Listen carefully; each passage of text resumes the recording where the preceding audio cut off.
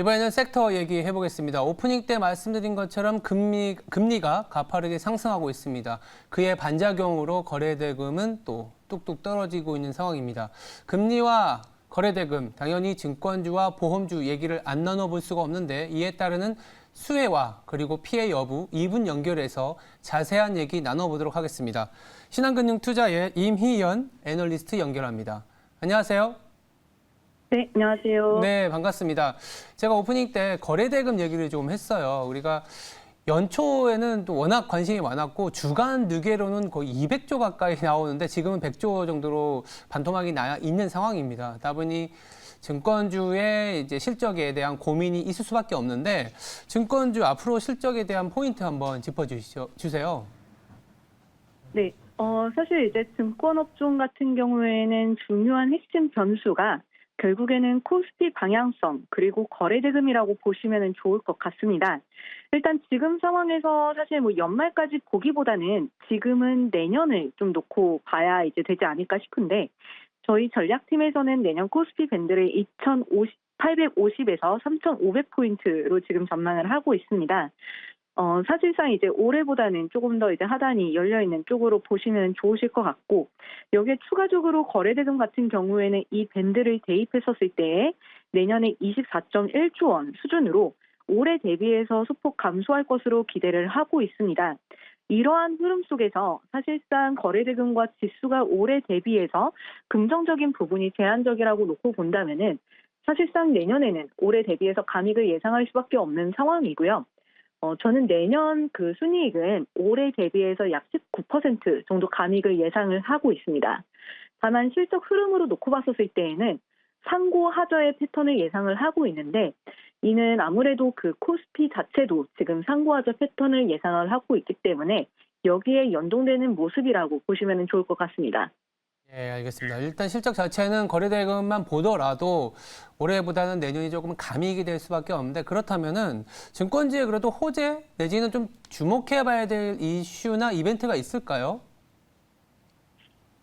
아무래도 내년에 저희가 좀 기대할 수 있는 부분은 상반기에 그 대선이라던가 대선 이벤트로 인해서 외국인 자금이 유입되는 부분이 있지 않을까 싶습니다.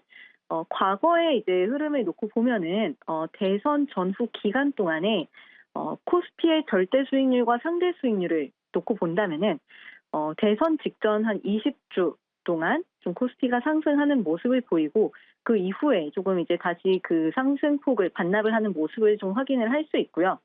과거의 대선 전후에 그 외국인 코스피 손매수 대금을 놓고 보아도 좀 이제 순매수세가 좀 유입되는 흐름을 확인을 할 수 있었습니다. 이러한 부분들이 좀 긍정적인 이벤트일 거라고 예상이 되고 추가적으로 최근에 그 공급망 차질 관련해서 또 이슈가 많은데 이 부분 또한 정점을 내년 상반기 중에 통과하지 않을까 예상을 하고 있습니다. 코스피는 2분기 말에서 3분기 초에 고점 달성을 예상을 하고 있고 그렇기 때문에 지금 상반기에 그 증권업종 역시 좀 긍정적인 흐름을 예상할 수 있지 않을까 싶은데 과거의 거래대금과 코스피가 동시에 변동했었을 때 증권업종 주가가 어떻게 변동했는지 좀 살펴본다면은 과거에 코스피와 거래대금이 동반 상승했었을 때 증권업종은 84%의 확률로 상승을 했고 75%의 확률로 코스피 대비해서 아웃퍼폼을 했습니다. 그렇기 때문에 내년 상반기에 만약에 코스피 상승과 거래대금의 동반 증가에 대해서 확신을 가지고 있다면 지금 연말의 코스피 조정 구간을 저가 매수 기회로 활용할 수 있지 않을까 예상하고 있습니다. 네. 그럼 이제 보험으로 좀 넘어가 볼게요. 아무래도 위드 코로나가 시행이 되다 보니까 손보주, 손해보험주는 손해율이 올라갈 수 있다는 리스크 때문에 다소 실적에 대한 우려도 있는데 이거는 또 어떻게 보세요? 네, 이 부분에 대해서는 사실 지난 봄부터 계속 말씀을 드려왔었던 부분인데 네. 그동안의 손해보험사들 같은 경우에는 자체적으로 수익성을 개선시킬 수 있는 방법이 거의 제한적이었습니다. 왜냐하면 모럴 해저드성 청구가 워낙 많았고 보험금이 계속 이제 지급되는데 결국에 이걸 기존에 판매했었던 상품을 뭐 그 중단을 하더라도 이게 기존에 이미 그 계약이 되어 있었던 거를 해지를 할 수가 없으니까 결국에 이렇게 유출되는 보험금이 많았었던 것이 가장 큰 문제였는데 이 코로나로 인해서 결과론적으로 이제 그 사람들이 외부 활동이 줄어들고 개인 건강과 위생 관리에 대해서 집중을 하게 되면서 전반적으로 보험금 청구 감소가 굉장히 줄었고 이게 그동안 손해보험사들의 실적 개선과 주가 상승을 이끌었었던 거의 유일한 요인이었습니다. 근데 이제 지난주부터 위드 코로나를 시행을 하면서 사실상 다시 한번 이제 손해율은 상승할 수밖에 없는 기로에 놓여져 있다라는 부분에 대해서 충분히 공감을 하고 있고 그렇기 때문에 지금은 위드 코로나가 어떻게 이제 확진자와 그 사망자 그리고 손해율이 영향을 미치는지 확인을 하고 좀 접근하는 것이 유효하지 않을까 보고 있습니다.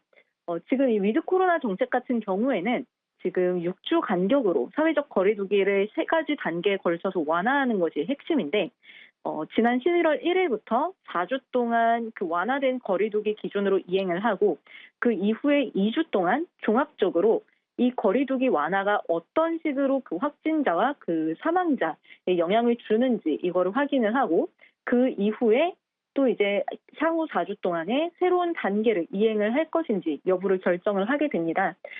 결국에는 이게 그냥 단계적으로 놓고 보면 계속 풀려가는 과정으로 보시면 되시겠지만 이게 풀려가는 그 속도가 굉장히 중요할 것이라고 생각이 듭니다. 만약에 좀 이게 천천히 진행이 된다라고 하면은 아무래도 이제 사회적인 거리두기가 전반적으로 완화되는 것이 지연되는 모습이기 때문에 여전히 모든 손해보험 종목에 대해서 긍정적으로 접근해도 좋다 보고 있고요.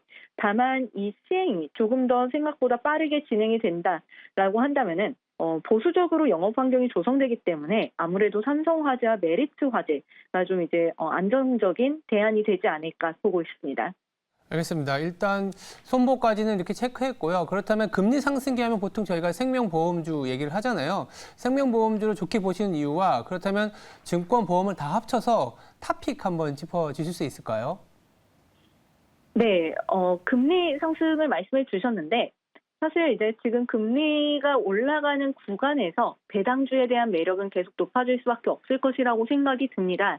아무래도 이 컨셉에서는 은행이 가장 좀 이제 적합한 핏이라고 생각이 드는데 수급적으로 놓고 보았을 때 지금 국민연금이 가져갈 수 있는 시중은행의 한도가 이미 10% 다 차 있는 상황입니다. 그렇기 때문에 좀 이제 새로운 대안이 지금 필요한 상황인데 여기에 대해서는 지금 생명보험 업종이 거의 유일한 대책이지 않을까 싶습니다.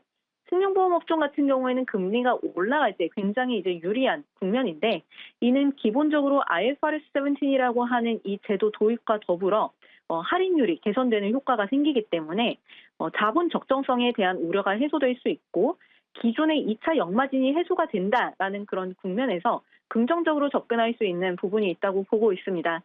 따라서 은행 대비해서 수급적인 측면에서도 유리할 수밖에 없고 펀더멘털 개선 기대감 또한 유효하다고 보고 있고요.